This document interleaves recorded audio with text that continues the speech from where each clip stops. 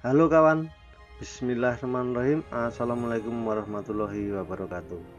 Oke kawan, jumpa lagi dengan Toro Channel ya, yang sudah lama nggak muncul. Kini nongol lagi dan berkunjung di komplek makam Sunan Pandanaran ya, atau Sunan Bayat, atau nama lainnya Pangeran Mangkubumi Susuhunan Tembayat, yang dikenal dengan Sunan Pandanaran atau Wahyu Hidayat. Oke kawan, kita lanjut ya.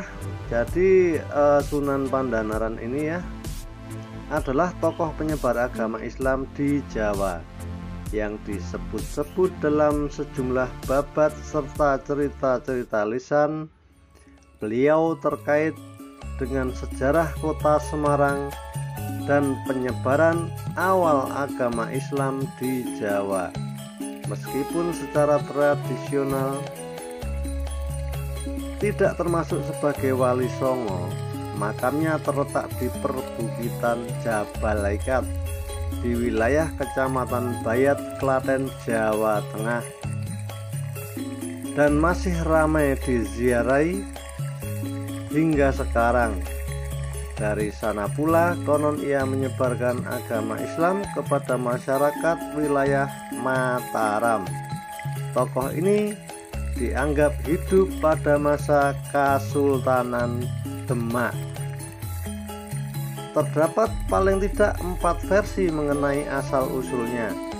Semua sepakat bahwa ia adalah putra dari Ki Ageng Pandanarang, Bupati pertama Semarang. Sepeninggal Ki Ageng Pandanarang, putranya Pangeran Mangkubumi menggantikan sebagai Bupati Semarang kedua. Alkisah, ia menjalankan pemerintahan dengan baik, selalu patuh dengan ajaran-ajaran Islam seperti halnya mendiang ayahnya.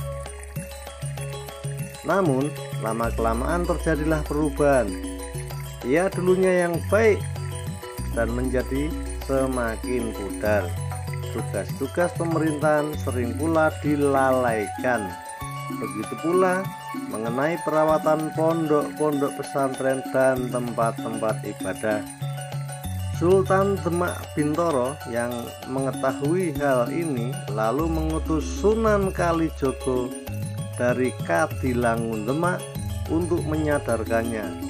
Terdapat variasi cerita menurut beberapa babat tentang bagaimana Sunan Kalijogo menyadarkan sang bupati. Namun pada akhirnya sang bupati menyadari kelalaiannya dan memutuskan untuk mengundurkan diri dari jabatan duniawi dan menyerahkan kekuasaan kota Semarang kepada adiknya. Pangeran Mangkubumi kemudian berpindah ke selatan, entah karena diperintah Sultan Demak Bintoro ataupun atas kemauannya sendiri. Dari sumber-sumber saling berbeda versi. Didampingi istrinya melalui daerah yang sekarang dinamakan Salatiga, Boyolali, Mojosongo, Selo Gringging, dan Wedi. Menurut suatu babat, konon sang pangeran inilah yang memberi nama tempat-tempat itu.